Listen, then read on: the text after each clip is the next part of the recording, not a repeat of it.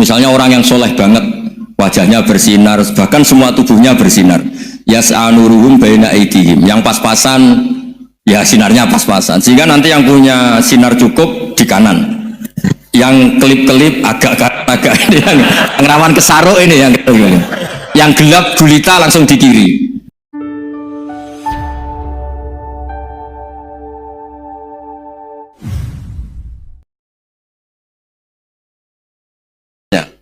Ada kiai miskin cerita ke kita, terus enak jenengan alim, terus punya santri banyak, bisa ngajar di mana-mana. Saya bilang, hebat kamu. Dia hidup di daerah tertinggal. Itu yang diajarkan kan hanya tauhid. Kan nggak mungkin desa tertinggal baca fikih perbandingan madhab, kan nggak mungkin. Kalau yang kayak Pak Fajar, Pak Sadali kan nggak mungkin. Fikih perbandingan apa? Madhab. Menyorot madhab dunia, gaya engke-engke itu kan nggak benar. Tapi pertanyaannya, yang menyelamatkan masuk surga itu tauhid apa perbandingan madhab? Tauhid. Ini hanya mengajarkan fardu kifayah, sunat-sunat. Ini Anda mengajarkan fardu ain. Surganya dulu kamu. Oh, terus senangnya jadi kayak gitu. Karena yang diajarkan apa? Tauhid. Sementara kita yang gaya-gaya ini ajarkan perbandingan apa? Madhab, studi banding ke Al-Azhar kemana-mana. Ini enggak tauhid. Dari orang nyembah pohon jadi nyembah Allah Ta'ala. Keren ya? Jadi terus kiki sama saya senangnya bukan mereka, karena tak pilih. Tapi ada yang agak kurang ajar, tanya saya. Kalau itu hebat, kenapa Gus gak mau jadi kayak gitu? Waduh. Wah ya repot kalau pertanyaan. Terus tak jawab, kalau saya jadi kayak gitu, kamu ngangsu ilmu dari mana coba?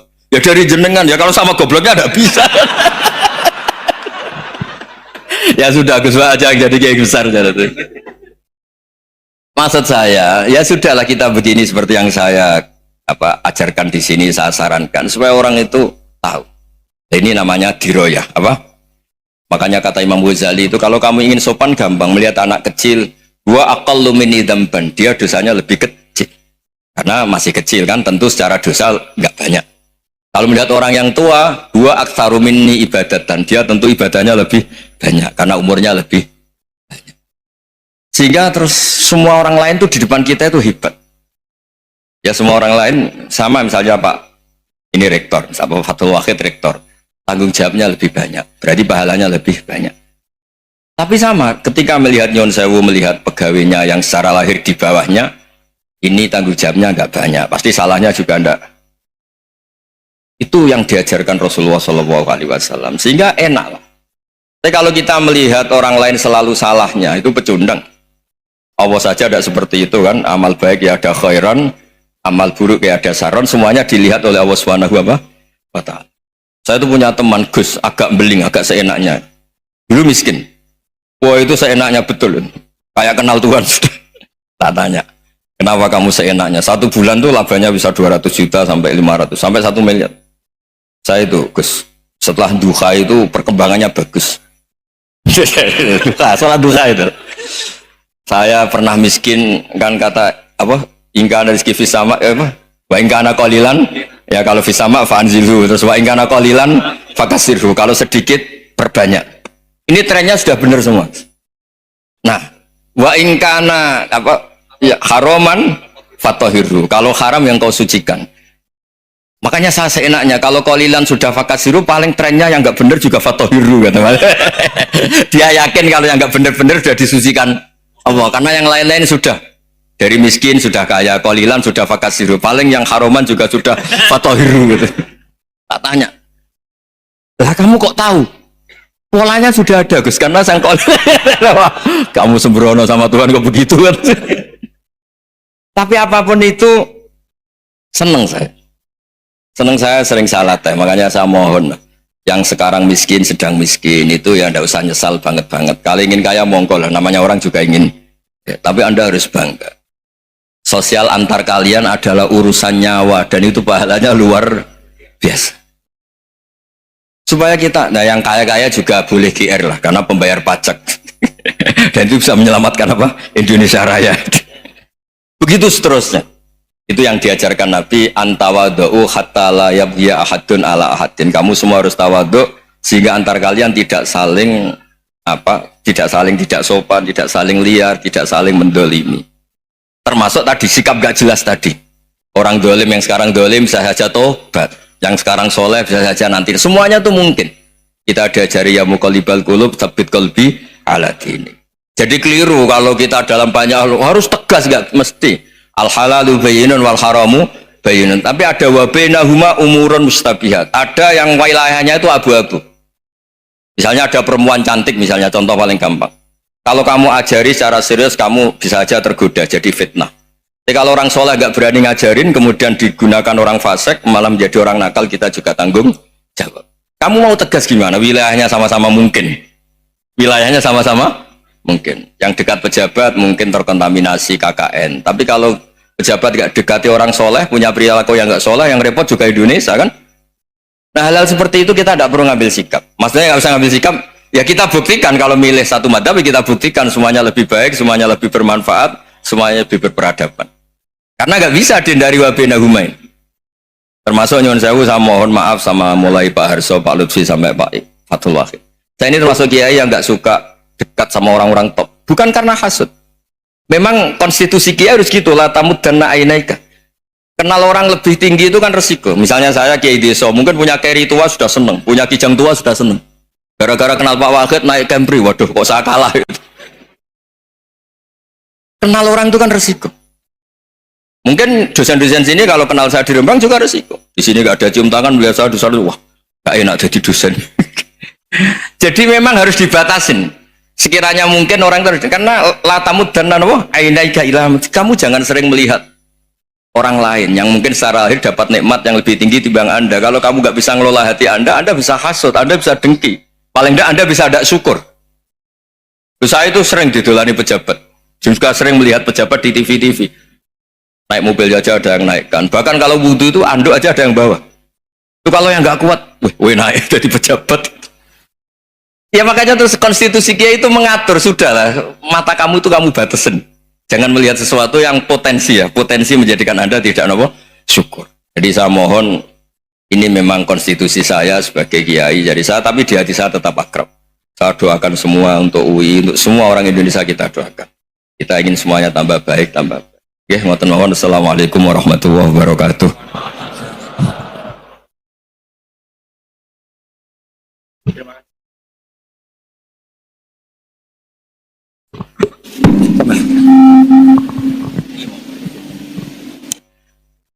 Terima kasih Gus Bah untuk pencerahan yang luar biasa. Kita masih punya waktu 28 menit. Kalau Gus Bah berkenan, apakah ada yang ingin bertanya? Singkat, padat, sebutkan nama. Sana dulu ya. Ya. 3 ya? 3 aja ya. 1, sini 2, 1 lagi dari Ahwat ya Ibu ya. Ya. Silakan. 1 dari sana ya. Ya, maju aja. Maju. Mikrofonnya ada.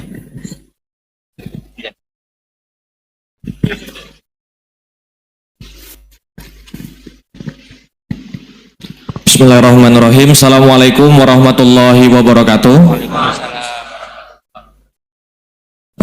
Perkenalkan Gus Baha, nama saya Boyi. Mungkin agak beda dengan pada umumnya.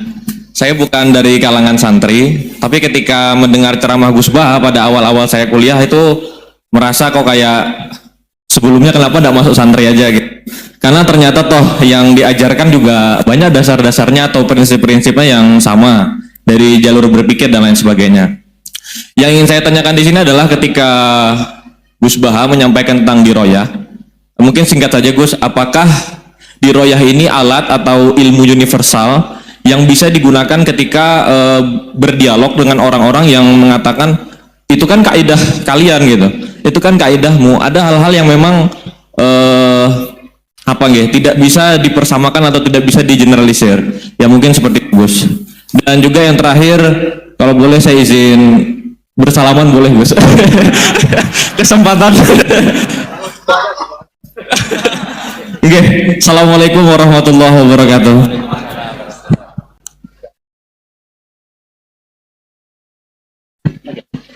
Baik, kita kumpulkan dulu 1 lagi ya.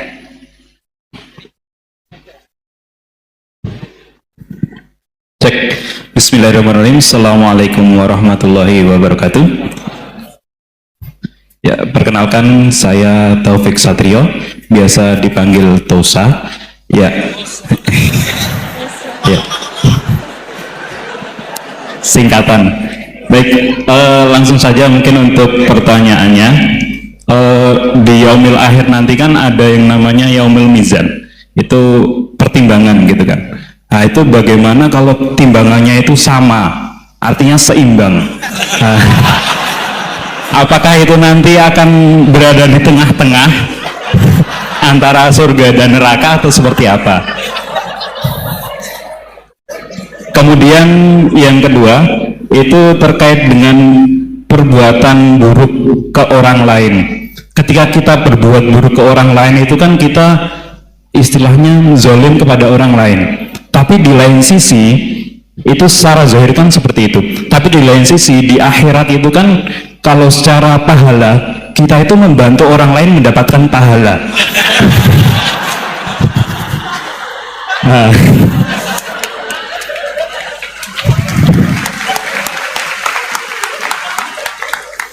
jadi seperti apa Gus? Terima kasih. Assalamualaikum warahmatullahi wabarakatuh. Terima kasih Mas Tosa ya. Silakan Ibu ya.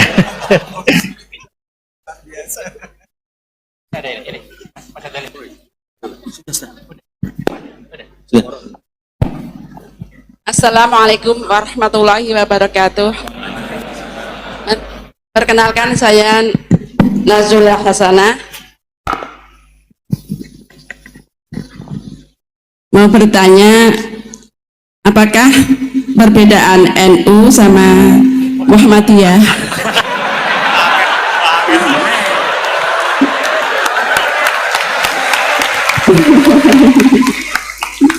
Tadi kan dijabarkan. Terus dalam sholat subuh itu kan ada yang pakai doa kunut, ada yang enggak. Tolong jabarkan. Wassalamualaikum warahmatullahi wabarakatuh. Waalaikumsalam. Baik Gus, ini ada 3 penanya. Mas Boy tadi terkait dengan diroya, apakah ini universal, termasuk untuk yang non muslim bahkan gitu kan. Kemudian yang kedua dari Mas Tosa, hisab yang seimbang Gus, kasusnya gimana ini.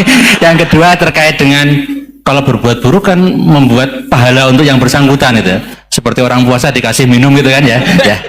Terus kemudian Bu Hasanah, ini beda antara NU dan MU, kira-kira itu ya. Silakan saja. Ya.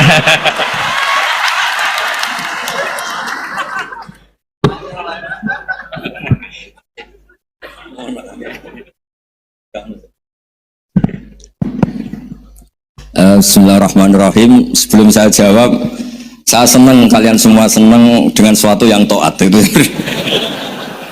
Banyak orang untuk senang nunggu maksiat dulu, mungkin melihat perempuan yang tidak mahram, melihat sesuatu yang maksiat. Jadi ini spesial, majelis ilmu tapi nopo senang. Ini sesuai rencana Tuhan lah. Seorang itu senang dengan taat, senang dengan ilmu. Ini luar biasa, no? Luar biasa. Tadi pertanyaannya kalau diroya, jadi Islam itu agama untuk logika objektif. Jadi diroya itu ya global, universal. Misalnya saya beri contoh Tuhan yang satu. Itu dulu, saya ulang lagi, dulu itu ada imam namanya Imam Amudi. Itu pengajar matematika Mas Boy, pengajar matematika. Itu kan nggak lazim, tapi kiai kok pengajar apa? Singkat cerita, ini cerita keramat. Kalau kalian nggak paham ya keramat sendiri. Jangan nggak paham menentang. Singkat cerita, di antara keramat beliau itu Allah itu nyuruh para malaikat disuruh ngaji matematika sama dia. Ngaji tauhid, tapi disebut sama Allah ngaji matematika. Ternyata apa? Cara ngajarkan gini. Misalnya ngajarkan diterang ini. Titik. Angka 2, 3 sampai 1 miliar 1 triliun. Nisbatusnaini ila ma la nihayatalah. Itu nisbatul fard asli. Angka itu entah 2, entah 3, entah 1 miliar, semuanya dibanding angka 1 itu namanya cabang. Tetap yang al aslu itu angka 1. Itu otak siapapun itu akan ikrar dengan logika tadi. Bukan kita muslim, semuanya akan tahu angka berapapun jumlahnya, tetap asal usulnya angka 1. Terus dia gambar gambar, ya gambar apa saja, gambar masjid, apa gambar sapi atau gambar apa saja, dimulai satu titik. Gambar ruwet maupun gak ruwet tetap saja dimulai satu titik. Nuktotul wujud. Jika kalau zaman saya ngaji, Pak Rektor ngaji dulu diterangkan semua makna Quran ada di Fatihah, Fatihah ada di Bismillah ya, Bismillah itu ada di titiknya, titiknya bak. Nah, kenapa ini hebatnya Quran? Kenapa dimulai dari satu titik? Untuk maklumatkan semua alam raya ini dimulai dari satu titik, yaitu wujud Allah.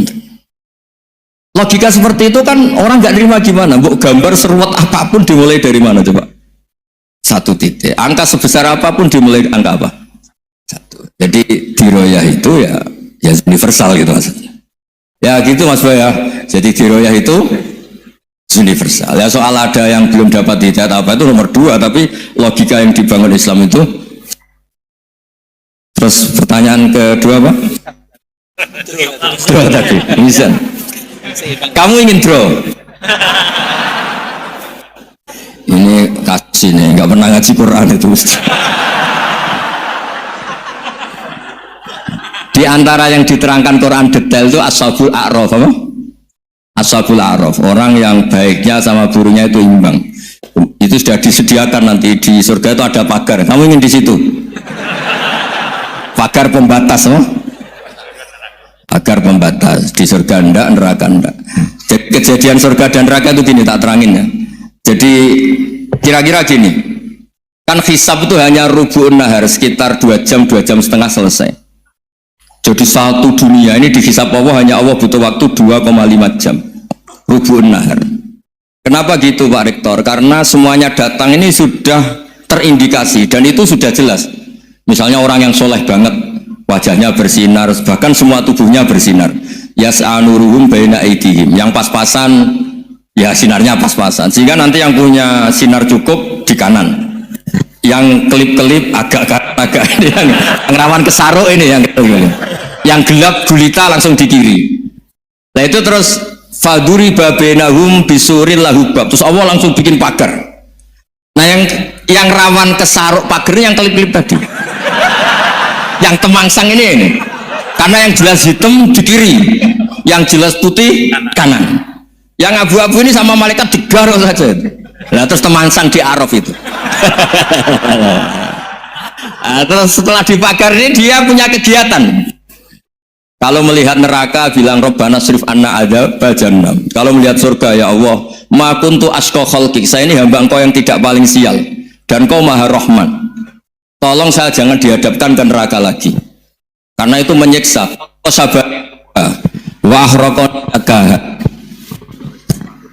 Ya ketika melihat neraka itu dia komentar, ya Allah, neraka ini begitu merusak wajah saya, hawa panasnya itu sudah menghancurkan semua, baunya juga agak enak. Saya minta saya dihadapkan ke surga bersama Allah, tapi kamu tidak minta lagi kan? Tidak, saya hanya minta itu tok gitu. Nah ini saya pandu, kalau kamu ngalami tak pandu. Kalau kamu ngalami tak pandu. Sama Allah terus diberi janji supaya tidak minta yang lain. Tidak, saya tidak akan minta lagi. Terus melihat surga. Nah, di surga melihat orang kayak gitu kan, di surga nanti kalian kan hura-hura semua. Wah, istri yang di dunia kurang cantik, rewel, yang di surga itu istrinya cantik semua, gak rewel semua. Gak minta belanja, cantiknya tidak usah ke salon, pokoknya top lah. Terus dia melihat tersiksa, cara Jawa ngiler. Weh, masa ngelihat tok? Akhirnya ya lama-lama berani ngajukan, ya Allah masa ngelihat tok gitu. Dikasih masuk gitu. Ya, terus tapi kamu kan janji tidak minta lagi. Ya terus ngerayu-ngerayu Tuhan lagi. Akhirnya walhasil nanti kalau betul-betul Araf itu nasibnya akhirnya masuk surga. Tapi tadi digarap dulu lah, dikerjain dulu. Itu lama sekali perjalanannya, memang lama sekali. Nah soal orang membunuh itu apa contohnya tadi? Berbuat buruk sama orang lain, ya apapun lah. Berbuat buruk sama orang lain itu kalau faktanya nanti tobat, Allah yang bisa ngelola itu. Makanya Nabi pernah senyum-senyum, pernah tertawa-tawa. Sungguh ketika Allah menghendaki rahmatnya itu semuanya indah. Yaqtulul qatil fayatubu hadza. Jadi ada orang yang saya membunuh, terus dia tobat serius. Kemudian al-maktul yang dibunuh ini masuk surga karena madlum. Qatilnya karena tobat serius juga masuk surga. Ya begitu juga di kedoliman-kedoliman yang lain. Jadi ya makanya tobat itu penting sekali. Ya taruh saja begini yang terkenal ya, contoh Wahsy itu jelas di surga karena syahid dibunuh Wahsy. Apa Hamzah? Hamzah ini jelas di surga karena matul syahidan, dibunuh secara syahid oleh Wahsy. Tapi karena Wahsy tobatnya serius, nanti juga di surga. Begitu juga keburukan-keburukan yang lain. Jadi tobat ini misalnya ada orang hartanya dicuri. Tentu yang dicuri ini kalau dia orang baik, ya mungkin secara formal lapor polisi, tapi kalau dia orang baik mungkin ridho lah, sudah itu sudah ridho kan. Berkahnya ridho, dia menjadi orang baik karena ridho diuji Allah, hartanya apa? Dicuri. Kemudian yang mencuri tobat, entah harta itu dikembalikan, entah dikasihkan masjid sebagai amalnya yang dicuri, entah apa-apa, Allah ngasih tobat orang ini. Kemudian sama-sama jadi orang baik, kemudian sama-sama di surga. Makanya itu Nabi sampai senyum-senyum, betapa rahmatnya Allah tidak terbatas. Sama lagi, betapa rahmatnya Allah tidak terbatas. Bahkan Qatil sama Maktul bisa ngopi di surga bareng tadi itu. Karena ya tadi, masyhur itu. Yang paling legenda dalam sejarah Islam kan, saya pernah membunuh orang yang sangat dicintai Rasulullah. Sebagai tobat saya akan membunuh orang yang paling dibenci Rasulullah. Singkat cerita, Wahsy ini menangi bunuh Musailamah Al-Kadzdzab, orang yang ngaku-ngaku Nabi yang merusak tatanan apa? Islam. Apapun itulah, cerita-cerita apapun itu. Makanya saya sering cerita, kalau preman pasar itu tobat, bu, jangan nyapu masjid. Tobatnya tetap di pasar, yang dulu pasar gak aman karena dia, sekarang aman karena dia. Jangan tobat terus nyapu di pasar, pasar diganti soksisennya, pengganti. Itu nggak fair apa? Jadi kalau tobat itu harus seimbang dengan zaman salahnya. Zaman apa? Kayak Umar. Ketika dia kafir itu orang Islam dibikin takut. Terus ketika dia Islam, gantian orang kafir dibikin takut. Pertama dia Islam langsung marahnya Abu Jahal, awas kalau ganggu Rasulullah, ngadepin saya. Itu fair. Kenapa? Fair. Jangan tobatnya bikin orang takut, lah tobat ke masjid nyapu, yang di pasar diganti penggantinya tetap gaduh. Gak boleh. Harusnya kalau lama bikin pasar takut, ya sekarang lama bikin pasar apa? Aman. Itu tobat yang apa? Seimbang. Ya kira-kira gitu ya. Nanti tak pandu kalau sudah diarah. Terus yang ketiga NU sama MU. Satu itu beda seragamnya dan logonya.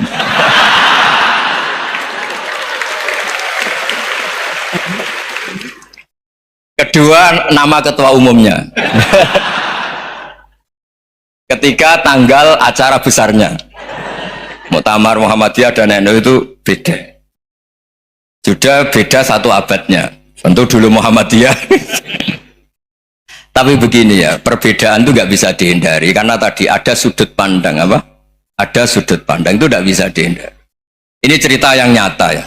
Saya ulang lagi, senyata-nyatanya.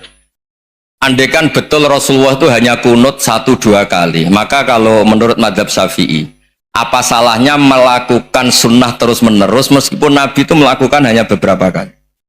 Karena pertama, sesuatu yang pernah dilakukan Nabi pasti akan menjadi sunnah yang terus-menerus. Nabi itu puasa Senin Kemis juga tidak selalu. Salah kalau ada orang bilang, Nabi malah takut kalau ibadah sunat dilakukan terus-menerus karena nanti takut dikira wajib. Itu masyhur dalam kaidah usul fikih. Tapi yang tidak kunut juga ada salah, karena ya tadi Nabi ya pernah kunut, Nabi juga pernah tidak kunut, karena Nabinya orang banyak. Karena bukan Nabi kelompok tertentu, no? Jadi sederhana. Terus menyangkut ini, dengerin betul, sujud. Sujud itu banyak ulama yang mengatakan untuk sah itu harus melibatkan 7 anggota. Umirtu an asjuda ala sab'ati azumin al-jabha wal yaden wal rubaten wal qadamen. Saya diperintahkan sujud itu melibatkan 7 anggota, yaitu jabha, yaden 2 tangan, 2 lutut, terus 2 qadamen. Tapi Imam Syafi'i ngendikan, andaikan ada pendapat yang mengatakan ukurannya cukup jabha, maka itu juga benar. Karena Nabi ketika sujud ngendikan sajadalaka waj'i wa sam'i wa basori. Ya Allah telah sujud ke engkau wajah saya, jabha saya. Nabi tidak menyebut tangan, tidak menyebut rubaten, tidak menyebut qadamen. Ini wajah dua wajah, ukurannya itu hanya jabha. Itu kayak iya, kayak enggak. Nah, hal-hal seperti itu yang menjadikan ada ijtihad. Ijtihad itu satu pemikiran yang cara sudut pandang itu kayak iya, kayak enggak. Nah, itu terus ada al-madhaibul arba'ah. Terus ketika implementasi di Indonesia dulu Mbah Ahmad Dahlan juga ngaji Mbah Soleh Darat, Mbah Hasyim Asy'ari juga ngaji Mbah Soleh Darat. Ketika di Mekah sama-sama ngaji Syekh Khotib Minangkabau, sama-sama ngaji Syekh Mahfud Termas. Jadi ya kalau di keluarga kita itu ya biasa aja, perbedaan-perbedaan itu selama masih ilmiah dianggap biasa aja. Karena memang ngelola sudut pandang itu nggak bisa ditertibkan. Nabi Yahya itu suka berkawan orang soleh. Karena berkawan orang soleh itu enak. Tapi kalau Nabi Isa suka dadani desa-desa tertinggal yang masih macem-macem. Ketika ditanya, kenapa engkau suka berkawan orang-orang gitu? Ana tabibun udawil mardo. Di mana-mana kiai itu ya nyembuhkan yang sakit. Jadi kalau dakwah yang sudah iman tuh akeh tunggali gitu. Tapi dakwah gitu kan tantangan. Itu sudut pandang. Ada nabi itu yang tertawa terus guyon terus. Yang satu murung terus. Ya sama Nabi Isa dan Yahya kan satu angkatan. Mali aroka dohikan fakaan nama tak manumin makrillah. Kamu kok tertawa-tawa terus seakan-akan nggak ada adab saja. Yang satu tanya, Mali aroka abisan kaan nakata kenatu mir rahmatillah. Wong kok murung terus, kok donya ora ono rahmat deh. Nah, Anda ini orang hebat. Guyu banter ya iso, nangis banter ya iso. Nah, itu sudah orang kombinasi itu. Isa ya mau, ya mau, Muhammadiyah ya gelem, NU ya gelem. Ya maksudnya sudah biasa aja. Karena tadi konstitusi NU yang mengatakan ibadah harus ikhlas karena Allah, Muhammadiyah juga sama harus ikhlas karena ya sudah, kalau karena Allah sudah selesai kan. Yang menjadi masalah itu kan identitas untuk hadun nafsi, untuk diri sendiri. Kalau kita ikhlas masalahnya apa? Coba masalahnya apa coba? Imam Syafi'i pernah di Masjid Abu Hanifah yang tidak kunut, beliau nggak kunut. Ketika tanya lima ada tarok tal kunut, ikroman di hadal madhab, saya menghormati madhab ini. Jadi ya biasa. Sebaliknya juga sama, orang-orang Hanafi kalau Imam Syafi'i kunut ya ikut kunut. Karena kalaupun Anda yakin itu tidak disyariatkan, kamu juga yakin itu tidak membatalkan apa? Sholat. Itu yang perlu dicatat. Kalau Anda tidak yakin sunat, kan tidak yakin kalau itu membatalkan sholat. Jadi sebetulnya kalau dianalisis secara keilmuan itu ya semuanya normal. Karena tadi Rasulullah itu al-bahrul muhit, Nabi itu lautan yang luas sekali. Orang akan mengambil air sesuai kapasitas masing-masing dan akan merasakan kualitas air juga sesuai kapasitas masing-masing. Orang yang sangat haus melihat air seteguk ini luar biasa. Tapi yang tidak haus mungkin melihat itu biasa-biasa saja. Jadi makanya saya mohon lah, sudahlah itu biasa saja, apalagi secara sanad ya sama, secara tradisi sama. Ya soal perbedaan harus dengan NU, antara Muhammadiyah juga biasa beda. Mungkin di UI antar rektorat juga beda-beda. Yang satu suka dekat rektor, yang satu suka enggak. Monggo asal itu niatnya ikhlas. Terakhir saya beri cerita, ada sahabat ditanya sifli wajah Rasulillah, coba tolong saya ceritakan wajahnya Nabi kayak apa. Sahabat tuh nangis senangis-nangisnya. Kenapa engkau menangis? Saya itu tidak pernah melihat wajah Rasulullah SAW. Loh kenapa? Engkau kan sahabat. Sungkan. Sebagai bentuk penghormatan saya tidak berani melihat wajahnya. Sebagai bentuk penghormatan pada waktu Nabi, saya tidak berani sowan. Nabi di dalam punya keluarga, punya istri, punya cucu. Kalau saya sowan tuh ganggu. Ya masuk akal. Bentuk hormat itu tidak ganggu kan.